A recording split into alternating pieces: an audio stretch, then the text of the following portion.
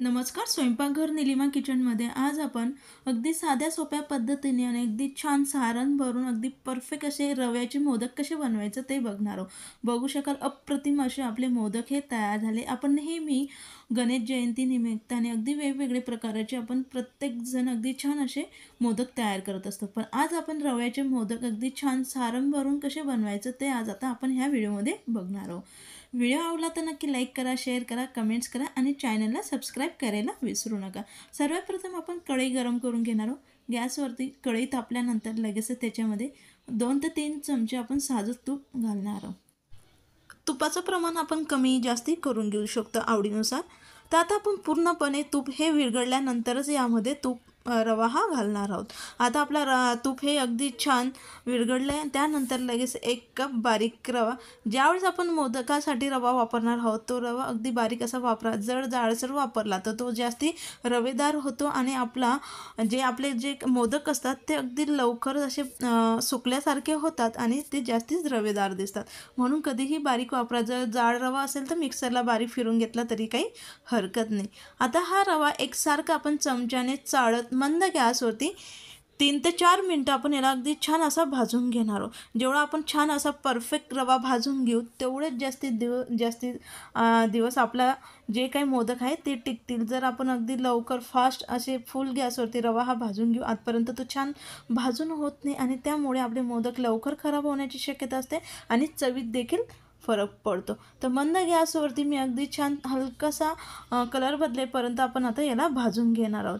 अशाच पद्धतीने एकसारखा आपण मंद गॅसवरती रवा हा भाजून घेतला आहे. रवा अगदी छान भाजून झाल्यानंतर लगेच याच्यामध्ये 1 कप दूध घालणार आहोत. जर दूध नसेल तर पाण्याचा वापर केला तरी काही हरकत नाही. अगदी छान कलर येण्यासाठी याच्यामध्ये 7 ते 8 मी केशर काळ्या दुधामध्ये भिजवून घेतल्या. त्यामुळे आपल्या मोदकाला अगदी छान असा कलर येईल. पूर्णपणे ऑप्शनल नसेल आपल्याकडे केशर नाही घातली तरी काही हरकत नाही. दूध घातल्यानंतर याला व्यवस्थित आपण आता मिक्स करून घेऊ. चमच्याच्या सहाय्याने व्यवस्थित याला ढवळून घ्या जेणेकरून रव्याच्या अजिबात गोटड्या होता कामा नये.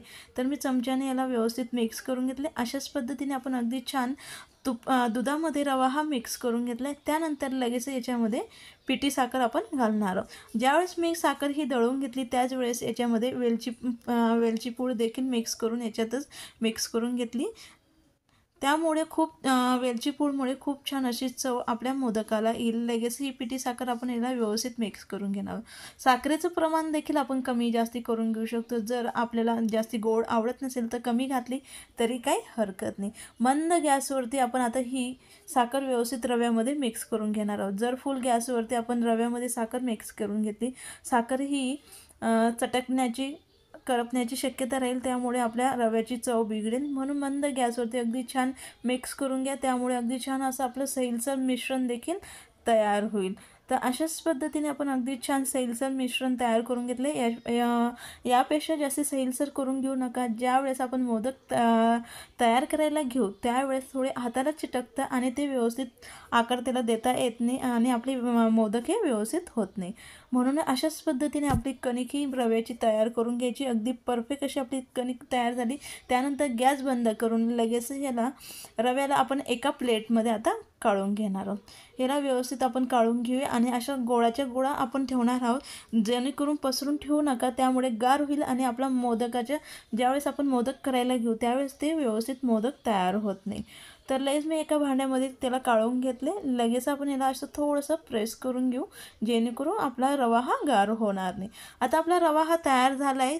त्यानंतर यामध्ये लागणारं सारण आपण तयार करून घेऊ. सारण बनवण्यासाठी एका प्लेटमध्ये मी काजू, बदाम, मनुके म्हणजे किसमिस बारीक किसून घेतलेला आवडीनुसार कमी जास्त आपण गूळ हा घेऊ शकतो आणि बारीक किसून घेतलेलं सुकं खोबरं. यापैकी आपल्याकडे जे नसेल ते नाही घातलं तरी काही हरकत नाही आणि जास्तीचे आणखी ड्रायफ्रूट्स असतील ते घातलं तरी काही हरकत नाही. संपूर्ण आपण आता हे एका मिक्सरच्या भांड्यामध्ये काढून मिक्सरला अगदी बारीक असं वाटण याचं तयार करून घेणार आहोत.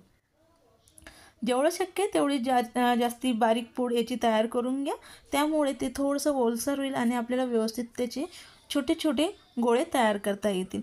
म्हणून मी आता मिक्सरवरती अगदी बारीक असं फिरवून घेतले। अशाच पद्धतीने आपण फिरून घ्यायचं गुळामुळे, आणि जे काही आपण मनुके घातले त्यामुळे आपोआप याला थोडासा ओलसरपणा येतो आणि अगदी छान आपले गोळे हे तयार होतात।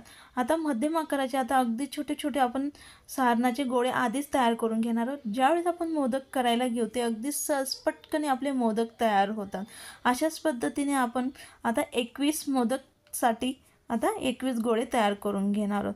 तर मी आता संपूर्ण गोळे हे अगदी परफेक्ट आता गोल आकाराने तयार करून घेते। आता एका कपाचे 1 कप रव्यापासून अगदी सहज आपले 21 मोदक हे तयार होतात।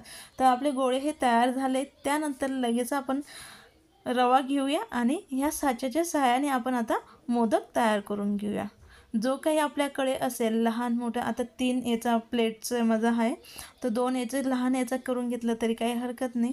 लगेच आपण याला तूप लावून घेतले, तेल तूप जे आपल्याला आवडत असेल ते आपण याला लावून घ्यायचं।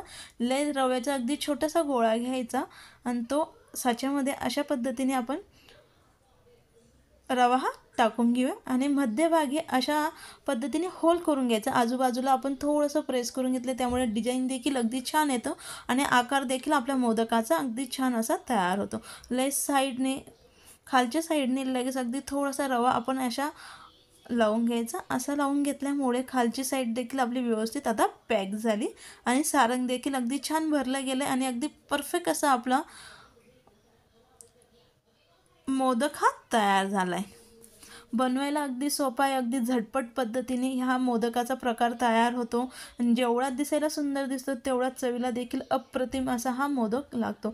नक्की तुम्ही एक वेळेस करून बघा। नेहमी आपण अगदी घाईघाईमध्ये देखील त्याला 5 मिनिटात आपण हे मोदक तयार करून घेऊ शकतो। अशाच पद्धतीने आता साच्याच्या सहाय्याने आपण एकसारखे 21 मोदक करून घेणार। अगदी सहज 1 कप रव्यामध्ये आपले 21 मोदक हे तयार होतात। तर लगेचच मी आता दुसरा देखील मोदक हा तयार करून घेते। तुम्हाला जर माझी रेसिपी आवडली असेल तर नक्की लाईक करा, शेअर करा, कमेंट्स करा आणि चॅनलला सबस्क्राईब करायला विसरू नका। म्हणजे मी नवनवीन व्हिडिओ अपलोड केले तर सगळ्यात आधी त्याचं नोटिफिकेशन तुम्हाला मिळेल आणि तुमच्यापर्यंत माझा व्हिडिओ हा पोहोचेल। तर आपण दुसरा देखील मोदक हा तयार करून घेतला आहे। अप्रतिम असा आपला मोदक हा तयार झाला आहे। तर अगदी छान असा मोदक आपले तयार झाले। अशाच पद्धतीने आता आपण संपूर्ण रव्याचे मोदक हे तयार करून घेऊया। तर अगदी सहज आपले संपूर्ण मोदक हे काही मिनिटातच तयार झाले। अगदी परफेक्ट असे आपले गणेश जयंतीनिमित्ताने अगदी छान स्पेशल रव्याचे अगदी छान असे सारण भरून अगदी छान चवीचे असे आपले मोदक हे तयार आहे। लगेचच तुम्हाला मी एक कट करून दाखवते। अगदी छान असं आपलं सारण देखील भरलं गेलं आहे। अगदी बनवायला अगदी सोपे, आपले मुलं देखील आपल्याला मदत करू शकतील। अगदी सोप्या पद्धतीने हे मोदक हे तयार होतात। व्हिडिओ आवडला असेल तर नक्की लाईक करा आणि मित्रांना शेअर करायला विसरू नका।